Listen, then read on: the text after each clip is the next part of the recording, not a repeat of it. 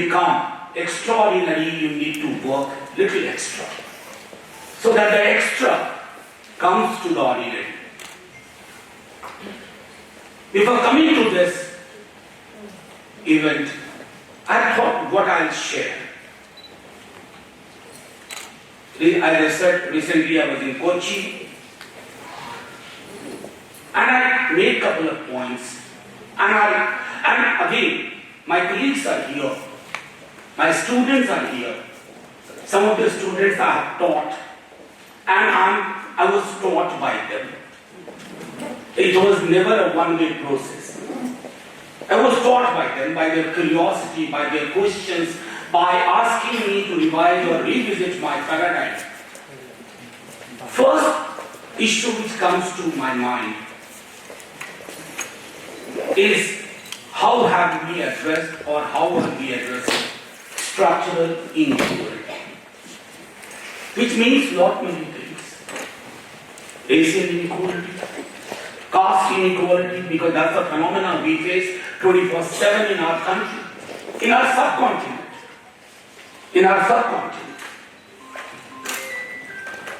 In terms of class, in terms of gender.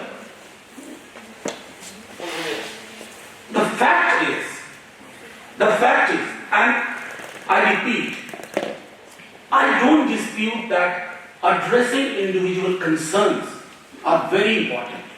But more important than that is, look for those concerns' roots in the structural arrangement of the society.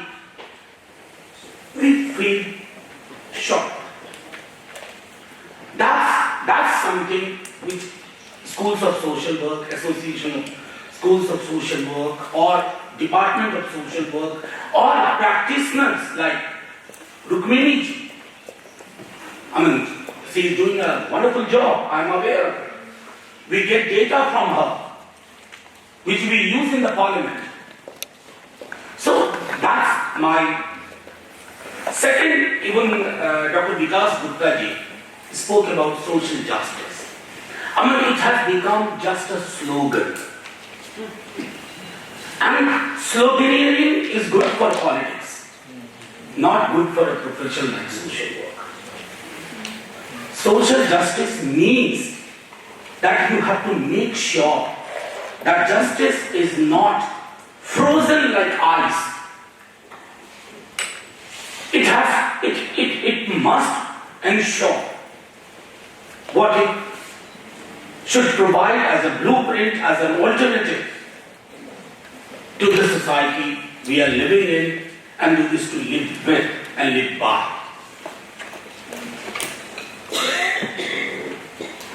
Third, which I would say, xenophobia in one form or the other is impacting the whole world.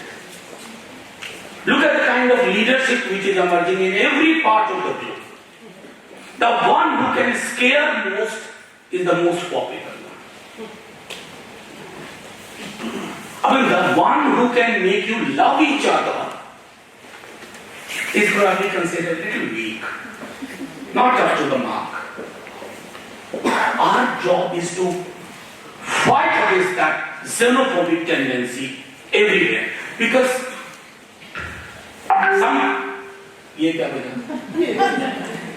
sorry. I'll wind up.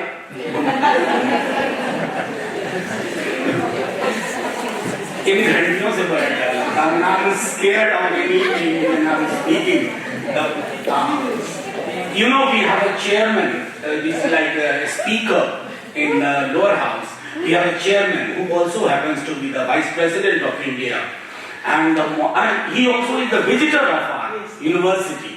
So when I in the upper house, and when I speak, I wish he shouldn't be around.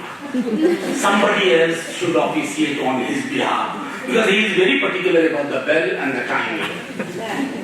Anyway, so xenophobia, structural inequality, justice, and then challenging dominant ideology. The fact is, let's borrow something. from somebody. Karl Marx. I mean, please, whenever I refer to Karl Marx, I just get scared. People will call me Marxist. It's not that case. Borrow something at the base and superstructure. That's for our profession as well. Unless we challenge the dominant ideology, because dominant ideologies are hegemonic ideologies, and hegemony is a roadblock for liberation. And our goal, if it is ultimate liberation, I think Professor Lombard spoke about poverty. We get data every month about rising income inequality. And I'm not going back to Piketty. I'm confining myself to local raw data about inequality. What our report card says on that? Generally, not much. That is why it is important that in order to create lasting, sustainable futures, we need to have a holistic approach, a kind of interdisciplinary approach. And in the name of interdisciplinary approach, what we do, we borrow some phrase from history, some phrase from economics, some phrase from psychology. That is not interdisciplinary approach. It has to be a methodical engagement. One solution for anything is never the correct solution. Multiple ideas. We must learn to engage. Now, finally, I must say that, particularly for the students who are seeking a career, always believe that your job is not simply to draw a salary. That is important. I don't dispute that. If I have no salary, and my salary comes from university, not from parliament, your job is to be part of the process which believes that change is not only desirable, it is possible. Long as I said, we have remained on the crossroads, it's time that we imbibe these things. Very few countries in the world have a progressive document like Indian Constitution. We borrowed many things from best experience all over the world. Fraternity is, again, like social justice, is not simply a term. What Baba Sahib Bhimrao Ambedkar said, fraternity is integral to democracy, and democracy is integral to your profession. Democracy is not only about choosing a government every 5 years or 4 years or even 2 years. Democracy is all about being democratic. Civitas. And that means your persona should be democratic. Your profession should be democratic. You don't seek democracy from your Prime Minister and leader of opposition, while your own profession, the institutions within the profession, are largely undemocratic or many a time individual centered democracy. Thank you very much, Professor Singla, for calling me here.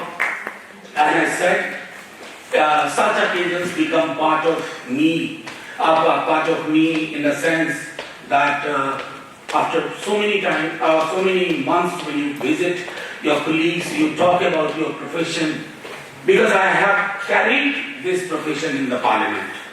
My political position is almost, my students of previous years will vouch, when I speak in parliament, they would have a sense of déjà vu. ये पहले सुना हुआ है, ये पहले सुना हुआ है. And finally, I quoted Ambedkar, and I must quote somebody I am deeply in love with. Pandit Jawaharlal Nehru, our first Prime Minister. When he presented objective resolution, he referred to an event called Oath of Tennis Court. which was an event borrowed from French Revolution, which gave us liberty, equality, fraternity to everybody, including social work.